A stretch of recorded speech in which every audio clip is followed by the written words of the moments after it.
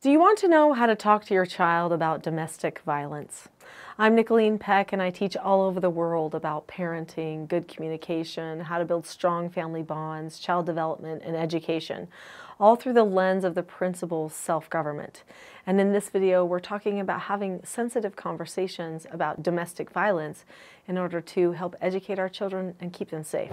Domestic violence is a really serious thing, and children feel the effects of it acutely. It affects their attachment to both parents. So let's say one parent is mistreating another parent. The attachment that the child feels towards both parents becomes strained. And even though they don't verbalize this, they don't even know how to usually, so it's very unspoken, it absolutely exists. So in this video, we're going to talk about key things that you can share with your child in order to help keep them safe and to acknowledge what they might be experiencing inside as your family goes through this very difficult time.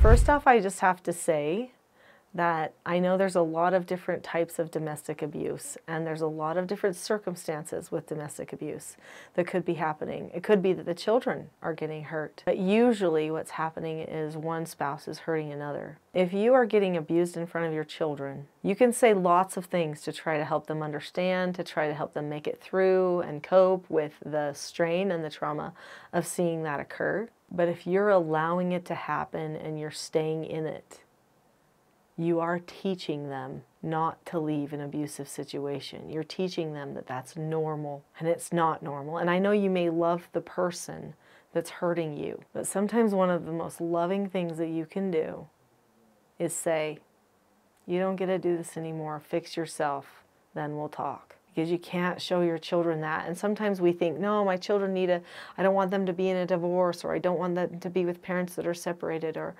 whatever, and so because of that, we keep them witnessing that. But the amount of emotional and mental scarring that can happen for them not seeing one parent stand up for themselves and keep them and the children safe is actually a real thing. So I'm going to talk to you about how to talk to your child about this, but I just wanted to say that at the beginning. I don't feel like I could really be completely honest in this conversation without acknowledging that. Be very careful about staying in a situation like that. Don't overthink it. If it's wrong, if you have to have too many of these conversations, or even if the conversation is intense enough, like it probably needs to end and you need to just get yourself out. So get help, okay? Get someone to help you. So I've raised 4 children of my own. I'm a grandma now, so I have grandchildren, which is so much fun. And obviously, I always want everyone to be safe. My children to be safe in their marriages, my grandchildren to be safe. And I think especially because for many years I took in therapeutic treatment care children who, I was their foster parent, and I did treatment care for them because of trauma.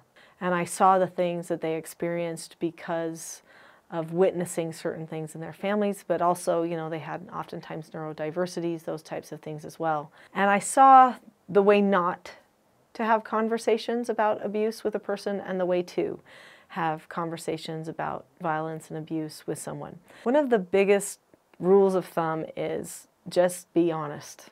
Don't sugarcoat it. Be honest. I mean, the 3-year-old may not be able to fully comprehend it or take it. And with them, you might have to say something like, you know, Daddy is hurting Mommy, and that's not okay. And if Daddy doesn't get help, then he's going to lose his privilege of being with Mommy, you know, or something. Or, you know, just being very upfront about the fact that this is not okay. But with older children, you might have to just tell them, okay, so let's talk about domestic violence and what that means. In a family, when someone is violent with another person, then that's when it's called domestic violence. Usually husband and wife, but when people are, you know, grabbing each other, hitting each other, slapping and punching each other, when they are starting to get aggressive, pushing people over and down and hitting each other, that's domestic violence. And that's the honest truth. And you've probably seen some stuff that might classify as that. Let's talk about what you've seen and what you're concerned about, and there's nothing you can't tell me, because we are needing to fix this situation. It's not okay for someone to hurt you in your own home and in your own family. And so then the children might divulge it to you. Well, I saw Dad do this to you and he pushed you and you hit the wall or your head hit this or whatever. And you'd say, yeah, you're right. And that is domestic violence. And that's never okay to do that. I've made a promise with your dad to stay with him, and we have children together to raise them. And I've been trying to keep everybody safe, but me getting hurt ultimately doesn't keep everybody safe. And so what I'm trying to do right now is work with Dad on fixing that behavior.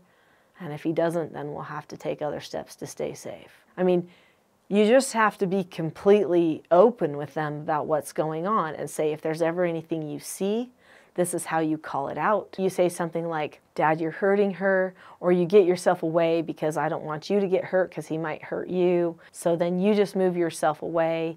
If anyone's ever getting hurt, this is how you call the police. You could have to go to that level. If they're witnessing that much violence and drama, then they're already experiencing trauma. And you'll have to teach them how to do all of those things. But you've got to lay it out honestly. They need to know what they're seeing, and they need to know what to do.